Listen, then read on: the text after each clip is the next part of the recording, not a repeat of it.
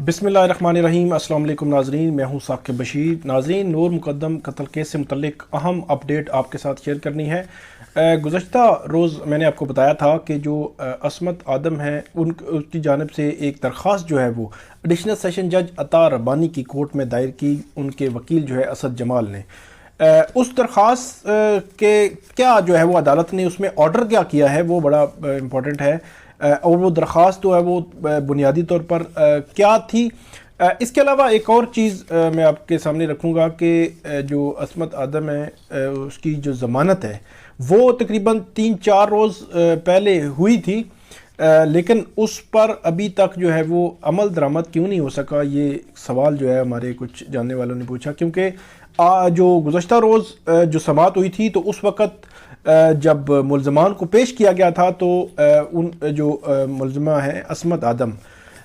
दीगर मुल्ज़मान के साथ ये भी जो वहाँ पे अदालत में लाया गया, उस पेशी के दौरान जो है वो लाया गया था, जिस तरह रूटीन में जो है वो अदालत लाती है।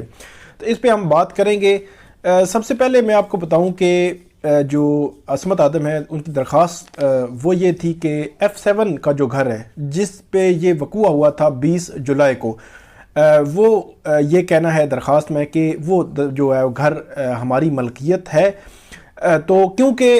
यहाँ से सुप्रीम कोर्ट ने ज़मानत जो है बेल आफ्टर अरेस्ट दी है, तो अब ट्रायल यहाँ पे इस्लामाबाद में चल रहा है, तो ट्रायल की प्रोसीडिंग्स में भी पेश होना है। तो वहाँ पे वो कहते हैं कि मेरी मलकियत है तो मैं उस घर में रहना चाहती हूँ। ये असद जमाल साहब की जो उनके वकील हैं उन्होंने ये दरख्वास्त दायर की थी, और उसमें फिर वो थोड़ा बैकग्राउंड भी सारा लिखा गया था, और उसमें सदा अदालत से यही की थी कि जो दरख्वास्त है इसको मंजूर किया जाए और वहाँ पर रहने की इजाज़त दी जाए। अदालत ने ये कहा था कि पहले तो ये है कि कोई कानून इसमें कोई ऐसा मौजूद नहीं है कि जो आपको उस घर में जाने से या रहने से रोके, जो आपकी मलकियत है। इसी के साथ जो शाह खावर है मुद्दई शौकत मुकद्दम साहब के वकील, उन्होंने भी यही कहा था कि इस दरख्वास्त की तो ज़रूरत ही नहीं थी। कानून बड़ा क्लियर है, क्लियर इस लिहाज से ही कि आप जो है आपकी मलकियत है, आप घर में रह सकते हैं। लेकिन राजा रिजवान अब्बासी साहब और असद जमाल जो वकील हैं मुल्ज़मान के, उन्होंने अदालत को ये कहा था कि आप एक दफ़ा तफ्तीशी अफसर से कम पूछ लें कि क्या सिचुएशन है, ताकि आइंदा या मुस्तकबिल में फ्यूचर में कोई ऐसी चीज़ जो है वो मुल्ज़मान पर ना आए कोई कानूनी तौर पर। तो हुआ ये है कि अब एडिशनल सेशन जज अता रब्बानी उन्होंने ये ऑर्डर कर दिया है, और उन्होंने ऑर्डर वही किया है जो लिखा था कि कानूनी तौर पर कोई ऐसा जो है वो लकूना नहीं है, और जो फर्दर इन्वेस्टिगेशन भी इस मामले में स्पेसिफिकली नहीं है। मतलब जो वक़ूआ हुआ था, जाए वक़ूआ से जितने जो वहाँ से एविडेंस कलेक्ट करने थे, या जितने भी फ्रेंसिक चीज़ें थी, या आप CCTV फुटेजेस कहें, या ईच एंड एवरीथिंग जो वहाँ से कलेक्ट करके वो पुलिस के पास आ जाती है, पुलिस ने अपने पास जो है वो उसको सील कर लिया है जितनी भी चीज़ें हैं। तो अदालत ने मतलब यही लिखा है कि कानूनी तौर पर कोई रुकावट नहीं कि वो वहाँ पे नहीं रह सकती, तो डिस्पोज ऑफ कर दिया है बुनियादी तौर पर इस पटिशन को। जो दरख्वास्त थी, एप्लीकेशन थी, इसको डिस्पोज ऑफ अदालत ने उसी सेंस में किया है कि वो दूसरे लफ्ज़ों में आप ये कह सकते हैं कि सिंपली असमत आदम F7 के इस घर में रह सकती हैं, कोई कानूनी तौर पर उनका, क्योंकि अदालत ने कह दिया कि फर्दर इन्वेस्टिगेशन भी नहीं है इसमें। दूसरा जो मामला है कि मंडे को समाअत हुई थी, उसमें जो मुल्ज़मा है ज़मानत दी थी सुप्रीम कोर्ट ने, लेकिन उसमें अभी तक उस पर अमल दरामद जो है वो नहीं हुआ। तो अमल दरामद का जो तरीक़ाकार जो बताया गया है वो ये है कि सुप्रीम कोर्ट से ऑर्डर निकलता है 3 जजेस से, तीनों जजेस जो है वो उस ऑर्डर पे साइन करते हैं। उसके बाद वो via high court, registrar high court के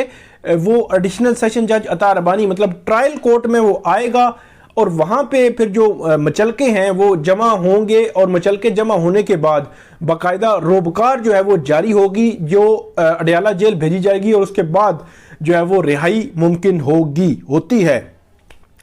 اس کیس میں ابھی تک کی جو اطلاعات ہیں وہ یہی ہے کہ سپریم کورٹ سے آرڈر پہ دستخط جو ہے وہ نہیں ہوئے، اسی لیے ہم نے دیکھا کہ گزشتہ روز جب ملزمان کو لایا گیا تو ان میں عصمت آدم بھی جو ان کو لایا گیا تھا وہاں پہ عدالت میں، تو وہ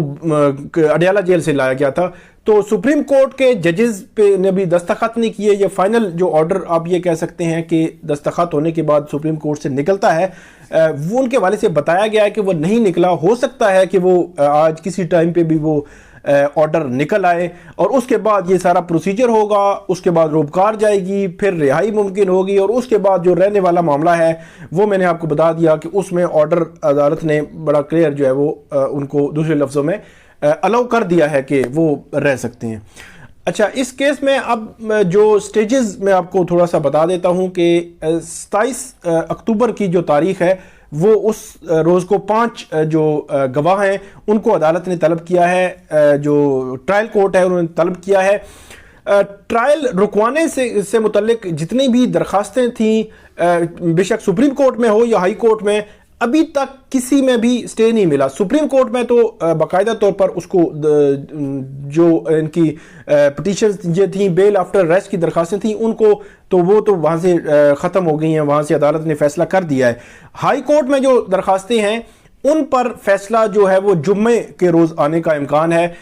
ایک ہے وہ جو 161 اور 164 کی جو سٹیٹمنٹس سے متعلق ہے، اور دیگر جو دستاویزات ہیں چالان سے متعلقہ، یا ملزمان کہتے ہیں کہ ہمیں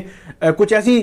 ڈاکومنٹس ہیں جو پروسیکیوشن فیوچر میں ٹرائل کورٹ کے سامنے لا سکتی ہے، وہ ہمیں نہیں دی گئی تو وہ ہمیں دی جائیں۔ ایک وہ درخواست ہے طاہر ظہور جو اس کے تھراپی ورک کے مالک، اور دوسری ہے وہ ہے جو والدین ہیں مرکزی ملزم کے، ان کی درخواست جو ہے اس میں یہ کہا گیا ہے کہ جو ڈیجیٹل ایویڈنس ہے وہ دیے جائیں۔ تو ان دونوں پہ عدالت نے کہا تھا کہ جو جسٹس عامر فاروق جو ہیں انہوں نے گزشتہ روز کہا تھا کہ اس پہ ہم نے ایک مناسب جو آرڈر جاری کریں گے، تو مناسب آرڈر بڑا کلیئر ہوگا کہ اس میں کیا ڈیجیٹل ایویڈنس پروسیکیوشن ابھی فوری طور پر ملزمان کے وکلا کے حوالے کر دے، اس کا فیصلہ ہوگا، اور دوسرا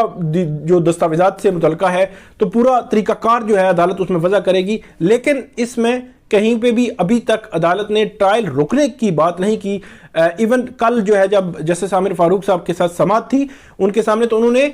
دہرایا اس چیز کو کہ ٹرائل کورٹ کو بھی ڈائریکشن ہے 8 ہفتے میں